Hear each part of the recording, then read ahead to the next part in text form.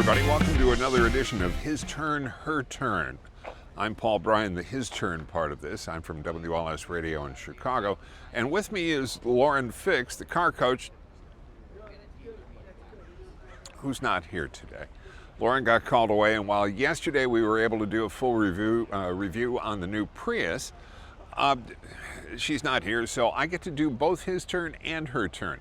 Watch skillfully as I add the parts that she might add into it were she here.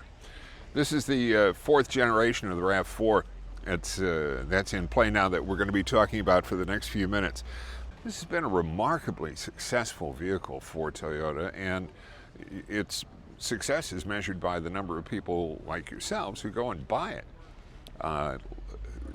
They have now produced 2.4 million RAV4s for consumption.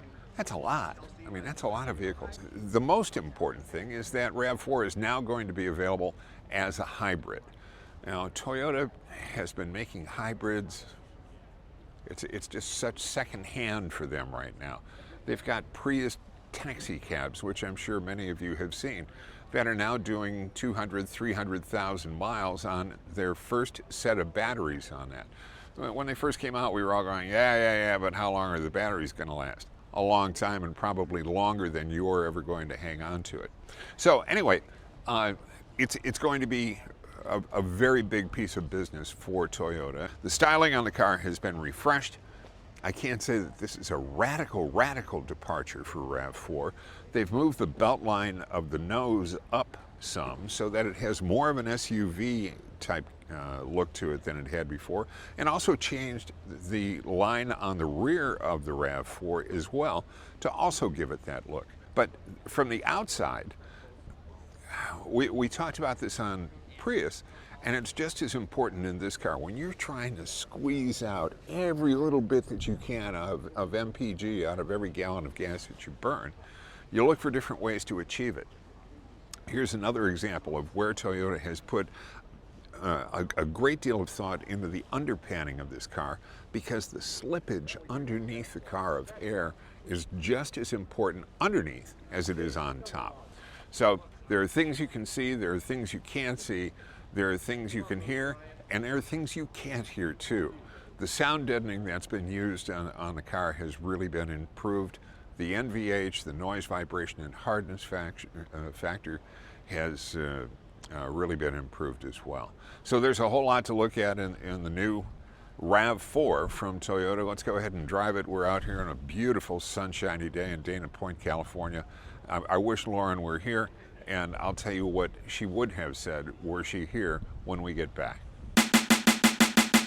I'm going to level with you. With Lauren not here, it's safer for me to go ahead and do my in-car portion of this review when I'm not out driving.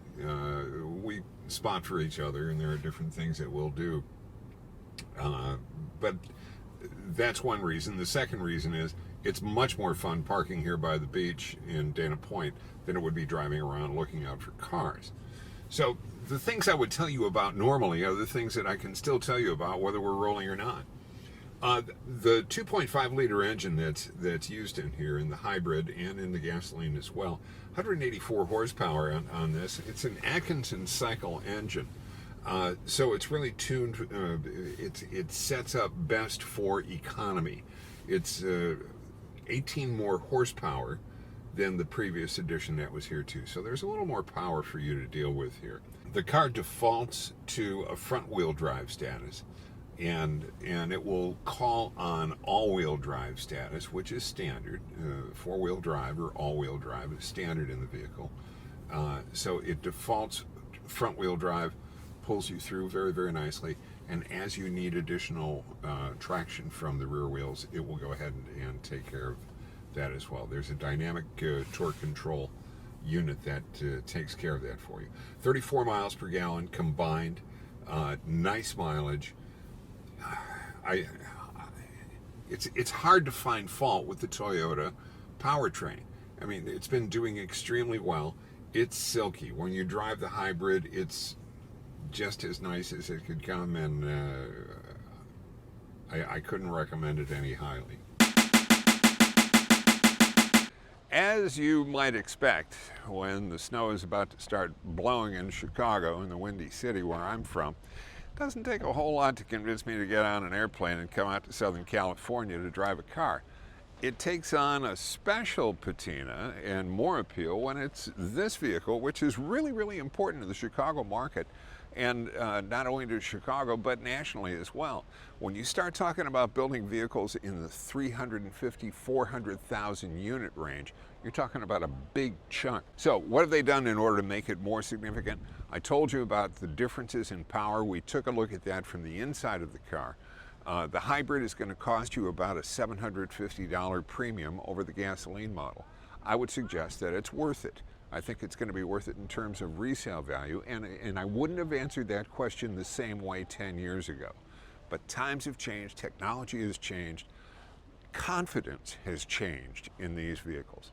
So I like it a lot. What did I like especially about it? I like the styling on it. It looks a lot more rakish than it used to. I like the lights that they've used in there. I especially like the tactile parts of the car on the inside.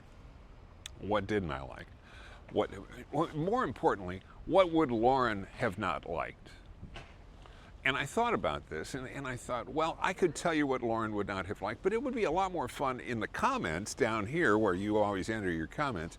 I tell you what, I'll set up tickets for 4 for the Chicago Auto Show for the first one that tells us what Lauren would have found wrong with this vehicle.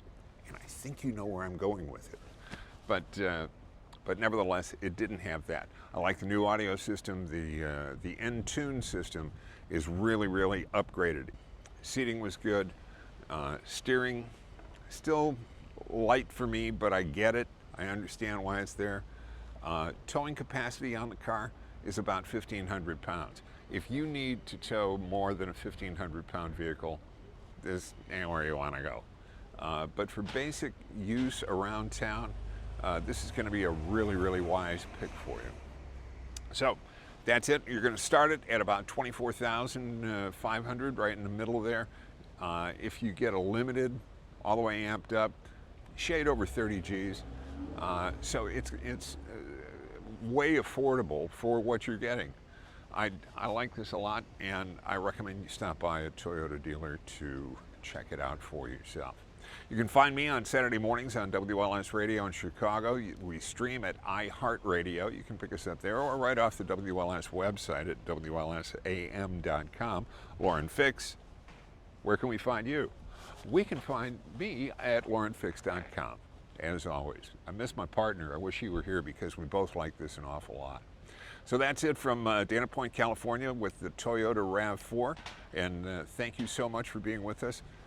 Get your comments here down on the bottom of the video as well. Thanks so much.